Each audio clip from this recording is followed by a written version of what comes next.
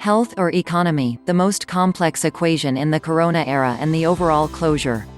The success of countries in opening their economies after the corona crisis requires controlling the virus in the second half of this year. Getty.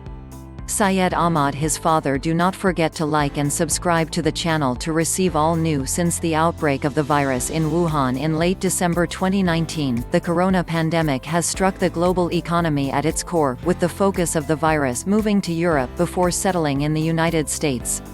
In the absence of any effective vaccine or a medicine for symptoms of infection, most countries did not find a solution except to impose a comprehensive quarantine on their citizens, and the resulting total halt of the economy, which presented for the first time a complex equation for decision-makers: health versus the economy.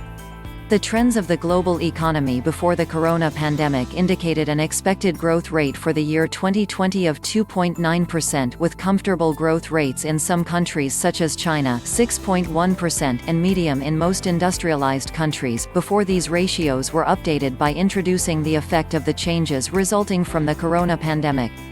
A report by the International Monetary Fund on the prospects for global economic growth published in mid-April 2020 showed a contraction of -3% in 2020 before returning to recovery in 2021 with an expected growth of 5.8%, assuming control of the virus in the second half of this year.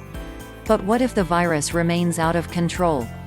Extent of the economy. The corona crisis revealed structural imbalances in the global economic system and an inherent fragility of globalization preached by the clash of civilizations, and before them the advocates of the end of history, as dealing with the current crisis threw economic axioms in the wind when the shock occurred at the level of supply, and any effort to stimulate effective demand became it is a limited impact effort by virtue of the limited supply resulting from the great closure of the economy, and this explains why Trump and other leaders of Western countries rushed to formulate a plan to open economic activity, even partially.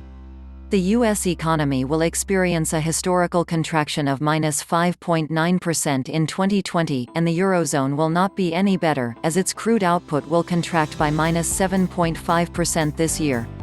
And 22 million unemployed have been registered up to now due to the corona pandemic in the United States of America, which complicates the size of the intervention when the country heads towards the opening of the economy, despite the approval of pumping $3 trillion into the joints of the economy and the health system, of which $484 billion is directed to support enterprises' small and wage network.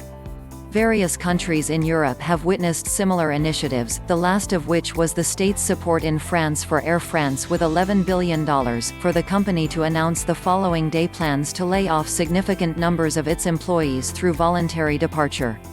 The next problem is the magnitude of the social suffering that the corona crisis will leave, and the social shocks it may have, and the negative impact on demand due to the deteriorating purchasing power of consumers. The uncertainty that dominated the global financial markets has led to turmoil in the stock and bond markets, and the material and commodities market has not escaped, due to the inability of actors to anticipate the development of values due to the sudden blockages of the global economy trails as a result of the closure.